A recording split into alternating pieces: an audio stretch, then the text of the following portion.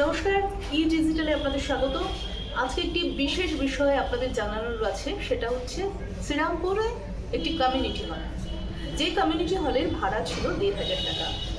৪ তারিখের পর যখন সরকার পরিবর্তন হয়, তারপর থেকে যারা এর দায়িত্বে ছিলেন তারা তো বেপাত্তা, সকলে তারা এখানে কেউ নেই। এর ফলে সেই সুযোগ পৌরসভার লোকেরা তারা নিজে নিজে এই একটা কমিটি গঠন করে ফেলেছে এবং সেই কমিটি সেই ভাড়াকে ১,৫০০ থেকে বাড়িয়ে ৫,০০০ টাকায় নিয়ে গিয়ে আমাদের একজন পরিচিত ওখানে যিনি দায়িত্বে রয়েছেন গৌতম বাবু, তাকে ফোন করেছিলেন।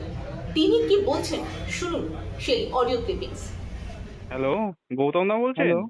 শ্রীরামপুর হ্যাঁ মিউনিসিপালিটি থেকে? হ্যাঁ বলুন। হ্যাঁ, বলছি আমাকে ওই পাঞ্জাবি দাদা পাঠালো, বুঝলেন তো? আমাকে মানে আচ্ছা, কত টাকা লাগবে শ্রাদ্ধের অনুষ্ঠানের জন্য?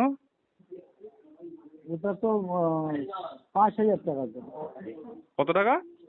৫,০০০। নিয়ে কোথায় আসবো বলুন? আসুন, এখানে আসুন। ঠিক আছে, আমি যাচ্ছি। কি বুঝলেন তাহলে? এরা কারা? সরকারিভাবে তো কোনো কমিটি গঠিত হয়নি, তাহলে এরা কোথা থেকে আসলো আর কার নির্দেশেই বা এই কাজ তারা করে? সেই কমিউনিটি হলের ভাড়া ১,৫০০ থেকে বাড়িয়ে ৫,০০০ টাকা করে দিয়েছে। কমিউনিটি হল কাদের জন্য? সাধারণ গরিব মানুষের জন্য তো কমিউনিটি হল। সেখানে ১,৫০০ থেকে বাড়িয়ে ২,০০০ করা যেতে পারে, কিন্তু ৫,০০০ টাকা? এই কোন রাজত্বে বাস করছি আমরা? প্রশ্ন রইল আপনাদের কাছে, কমেন্টসে জানান।